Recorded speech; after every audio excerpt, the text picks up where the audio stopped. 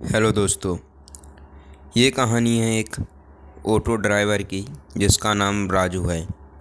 राजू मुंबई का रहने वाला है और वह अपनी मुंबई में ही ऑटो को चलाता था। राजू एक सीधा साधा ऑटो ड्राइवर मुंबई की व्यस्त सड़कों पर अपनी रोजी रोटी कमाता था। वह हर दिन अपनी ऑटो को ले जाता था और उससे ही अपने घर को चलाता था। एक दिन की बात है जब राजू अपनी ऑटो में बैठा था और उस दिन रात के 11-12 कुछ बज रहे थे और वो क्या है अपने घर पर जाने को लेट हो चुका था। वो सोच रहा था कि एक और सवारी कर देता हूँ फिर घर पर चलता हूँ। तो इसी तरह वह अपनी ऑटो में बैठा था जब अचानक एक सवारी ने उसे रोका और वह एक अधेड़ उम्र का व्यक्ति था जिसकी आंखों में एक अजीब सी चमक थी। उसने राजू से कहा, मुझे वर्सोवा छोड़ दो। राजू ने गाड़ी स्टार्ट की और उस आदमी को बिठाकर वर्सोवा की ओर चल पड़ा। रास्ते में उस व्यक्ति ने चुपचाप बैठे रहने की बजाय राजू से बहुत बातें शुरू कर दिया। उसने कहा, तुम्हें पता है यह सड़क बहुत पुरानी है, यहाँ बहुत कुछ हुआ है। राजू ने मजाक में हंसते हंसते हुए कहा, हाँ भाई, मुंबई की हर सड़कें अपने किस्से के लिए जानी जाती हैं। लेकिन वह व्यक्ति गंभीर हो गया और बोला, कुछ किस्से ऐसे होते हैं जिन्हें सुनकर इंसान का दिल दहल जाता है। राजू को थोड़ा अजीब लगा लेकिन उसने ध्यान नहीं दिया। थोड़ी देर बाद उस व्यक्ति ने राजू को एक सुनसान रास्ते पर मोड़ने को कहा। राजू ने संकोच करते हुए कहा, भाई ये रास्ता थोड़ा अलग है, वर्सोवा तो सीधे जाते हैं। लेकिन वह व्यक्ति ने उससे बहुत जिद की। अंतकार राजू ने उसकी बात मान ली और उस सुनसान रास्ते पर गाड़ी मोड़ दी। रास्ता बहुत ही सुनसान था और आसपास बहुत सारे पेड़ पौधे और जंगल ही जंगल दूर दूर तक था। यह रास्ता बहुत ही डरावना लग रहा था।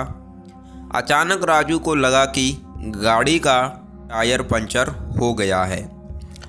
उसने गाड़ी रोक दी और बाहर निकला। जैसे ही उसने टायर चेक किया उसने देखा कि वह बिल्कुल ठीक था।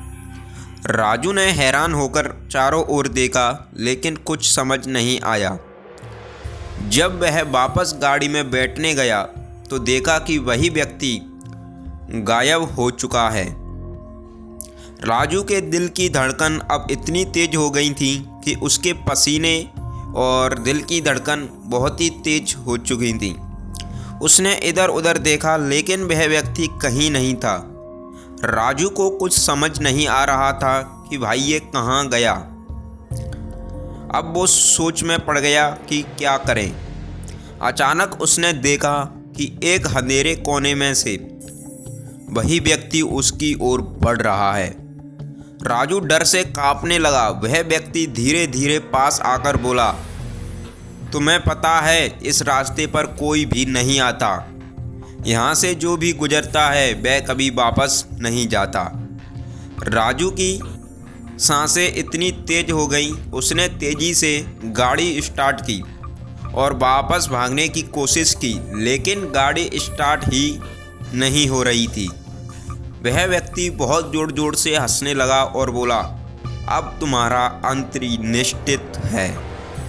राजू ने डर के मारे भगवान का नाम लिया और पूरी ताकत से गाड़ी स्टार्ट करने की कोशिश की और आखिरकार गाड़ी स्टार्ट हो गई और वो रास्ते में बहुत ही तेज़ी से ऑटो को चलाकर ले जा रहा था। तभी उसे पीछे से किसी के कंधे पर रखने की झंझनाहट महसूस हुई। उसने जैसे ही पीछे मुड़कर देखा तो पाया कि वही व्यक्ति पीछे बैठा हुआ बहुत जोर जोर से हंस रहा है। अब राजू ने बहुत ही स्पीड में ब्रेक लगाई और वहाँ से इस ऑटो को छोड़कर पैदल पैदल की भगने लगा और उसने अपने मोबाइल को निकाला और पुलिस पर कॉल करने लगा। अच्छी बात तो यह है कि पुलिस पर फ़ोन लग चुका था और उसने सब कुछ घटित हुई घटना दौड़ते हुए और घबराते हुए पूरी बात पुलिस को बताई। पुलिस ने बोला, तुम वहीं रुको, हम जल्दी आते हैं। और जब इस फ़ोन कटा तो राजू के सामने वही इंसान आ गया। भागते भागते राजू को कुछ समझ में नहीं आया और वो उसको देखकर वहीं पर बेहोश हो गया। जब राजू को होश आया और उसने पाया कि उसके सामने पुलिस वाले अंतःकार आ चुके हैं और उसने सारी घटना पुलिस वालों को बताई और वह व्यक्ति गायब हो चुका था, लेकिन राजू के दिल में डर की छाप छोड़ गया। उस रात के बाद राजू ने कभी भी उस रास्ते पर जाने की हिम्मत नहीं की।